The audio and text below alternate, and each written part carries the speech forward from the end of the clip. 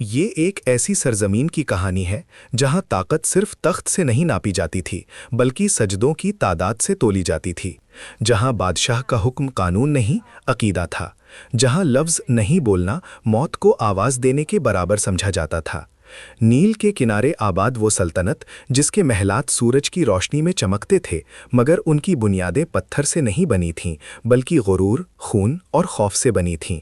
اسی سرزمین پر ایک شخص حکومت کرتا تھا جس کا نام نہیں بلکہ لقب تھا، فرعون۔ وہ خود کو صرف بادشاہ نہیں سمجھتا تھا، وہ خود کو رب کہتا تھا۔ اس کا دعویٰ تھا کہ زندگی اور موت اس کے ہاتھ میں ہے، رزق اس کے حکم سے اترتا ہے اور عزت و ذلت اسی کی مرضی سے بٹتی ہے۔ اس کے دربار میں داخل ہونے والا ہر شخص پہلے جھکتا تھا، پھر بولتا تھا، اور بعض تو بولنے سے پہلے ہی کانپنے لگتے تھے۔ فرعون کی موجودگی میں خاموشی بھی ایک عبادت تھی۔ مصر کی گلیوں میں اس کا خوف اس طرح پھیلا ہوا تھا جیسے ہوا میں نمی، نظر نہ آئے مگر ہر سانس میں محسوس ہو۔ اسی مصر میں ایک قوم ایسی بھی تھی جس کی قسمت میں مسکراہٹ نہیں لکھی گئی تھی، بنی اسرائیل۔ وہ لوگ جو کبھی مہمان بن کر آئے تھے اب غلام بن چکے تھے۔ ان کے دن محنت میں گزرتے، راتیں تھکن میں اور خواب خوف میں دفن ہو جاتے۔ ان کے مرد سورج نکلنے سے پہلے اٹھائے جاتے، پتھر اٹھواتے، اینٹیں بنواتے، محلات کھڑے کرواتے، اور جب شام ڈھلتی تو ان کے جسم زمین پر گرتے جیسے استعمال شدہ اوزار۔ ان کی عورتوں کو زندہ رکھا جاتا تھا صرف اس لیے کہ غلامی کی زنجیر ٹوٹی نہ رہے۔ ان کے بچوں کی پیدائش خوشی نہیں بلکہ خطرہ بن چکی تھی۔ فرعون کو اپنی طاقت پر ناز تھا، مگر اس کے دل کے کسی کونے میں ایک خوف پل رہا تھا، ایک ایسی بے چینی جو رات کی خاموشی میں جاگتی تھی۔ ایک رات اس نے خواب دیکھا، ایک عجیب دہکتا ہوا خواب۔ اس نے دیکھا کہ مشرق کی طرف سے ایک آگ اٹھی جو مصر کے گھروں کو جلا رہی تھی، مگر بنی اسرائیل کے گھر اس آگ سے محفوظ تھے۔ وہ ہڑبڑا کر جاگ اٹھا، اس کے ماتھے پر پسینہ تھا اور دل میں وہ خوف جسے وہ کبھی تسلیم نہیں کرتا تھا۔ اسی رات نجومیوں، کاہنوں اور غیب دانی کا دعویٰ کرنے والوں کو دربار میں بلایا گیا۔ خواب سنایا گیا، خاموشی چھا گئی۔ پھر ایک آواز ابھری، بنی اسرائیل میں ایک لڑکا پیدا ہوگا جو تیری سلطنت کے زوال کا سبب بنے گا۔ یہ الفاظ تھے مگر تیر کی طرح اس کے غرور میں پیوست ہو گئے۔ خوف نے اس کے تکبر کو اور سخت کر دیا۔ اس نے سوچا اگر خطرہ پیدا ہونے سے پہلے ختم کر دیا جائے تو تخت محفوظ رہے گا۔ اسی ظلم کے اندھیرے میں ایک گھر ایسا بھی تھا جہاں ایک ماں کا دل خوف سے لرز رہا تھا۔ اس کے ہاں ایک بیٹا پیدا ہوا تھا، ایک ایسا بچہ جس کے ساتھ تقدیر کا راز بندھا ہوا تھا۔ وہ ماں ہر لمحہ کان لگائے رہتی، ہر قدم پر چونکتی۔ سپاہیوں کی آوازیں، دروازوں کی دھمک، بچوں کے رونے کی آواز، سب اس کے دل پر خنجر بن کر اترتے۔ پھر ایک لمحہ آیا جب اللہ نے اس کے دل میں ایک بات ڈال دی، ایک ایسا حکم جو عقل سے بڑا تھا مگر یقین سے بھرا ہوا۔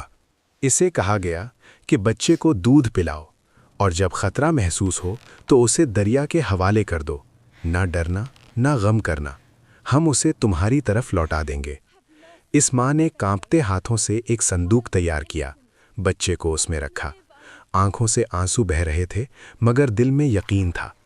اس نے صندوق کو نیل کے پانی میں چھوڑ دیا، پانی بہتا رہا اور ایک ماں کی دعا اس کے ساتھ بہتی رہی۔ بچہ محل میں پرورش پانے لگا، مگر اللہ نے انتظام ایسا کیا کہ وہی ماں جس نے اسے دریا میں چھوڑا تھا اسے دودھ پلانے کے لیے محل میں بلائی گئی۔ یوں اللہ نے ماں کی آنکھوں کو ٹھنڈک دی۔ وقت گزرتا گیا، بچہ جوان ہونے لگا، اس کا نام موسیٰ رکھا گیا۔ وہ شاہی آسائشوں میں پلا مگر اس کا دل ہمیشہ مظلوموں کے ساتھ دھڑکتا رہا۔ جوانی میں ایک دن اس نے دیکھا کہ ایک مصری نگران ایک بنی اسرائیلی پر ظلم کر رہا تھا۔ اس کے دل میں آگ بھڑک اٹھی، اس نے مداخلت کی، ایک گھونسا مارا اور وہ مصری مر گیا۔ موسیٰ گھبرا گیا، اس نے اللہ سے معافی مانگی مگر خبر پھیل گئی۔ فرعون کے دربار میں شور مچ گیا، حکم ہوا کہ موسیٰ کو قتل کر دیا جائے۔ اسی وقت شہر کے ایک کنارے سے ایک آدمی آیا اور موسیٰ کو خبردار کیا۔ موسیٰ نے پیچھے مڑ کر نہیں دیکھا، نہ مال لیا نہ سامان، صرف اللہ پر بھروسہ لے کر شہر چھوڑ دیا۔ وہ صحراؤں سے گزرا، بھوک، پیاس، تنہائی سب اس کے ساتھ ہی تھے۔ آخر کار وہ مدین پہنچا۔ وہاں ایک کنویں پر اس نے 2 لڑکیوں کی مدد کی۔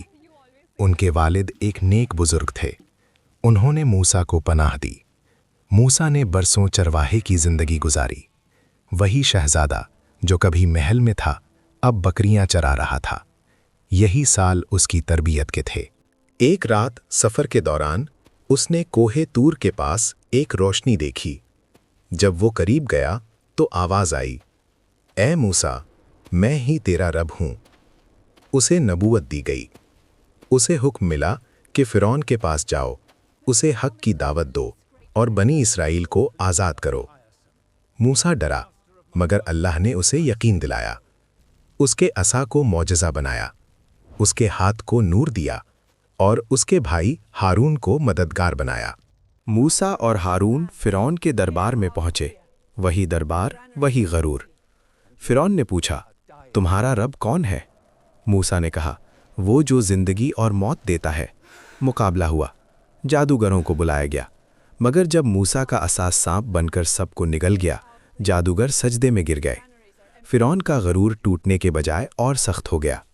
پھر عذاب آئے، طوفان، ٹڈیاں، جوئیں، مینڈک، پانی کا خون بن جانا۔ ہر بار فرعون وعدہ کرتا، پھر مکر جاتا۔ آخر کار حکم آیا کہ بنی اسرائیل کو لے کر نکل جاؤ۔ رات کی تاریکی میں وہ نکلے۔ فرعون نے تعقب کیا، سمندر سامنے تھا، پیچھے لشکر۔ موسیٰ نے عصا مارا، سمندر چیر دیا گیا، قوم گزر گئی۔ فرعون پیچھے آیا، پانی واپس ملا، وہ ڈوب گیا۔ آخری لمحے میں ایمان لایا، مگر دیر ہو چکی تھی۔ اللہ نے اس کے جسم کو نشانی بنا دیا تاکہ آنے والی نسلیں دیکھیں کہ جو خود کو خدا کہتا تھا وہ پانی کی ایک لہر کے سامنے بے بس ہو گیا۔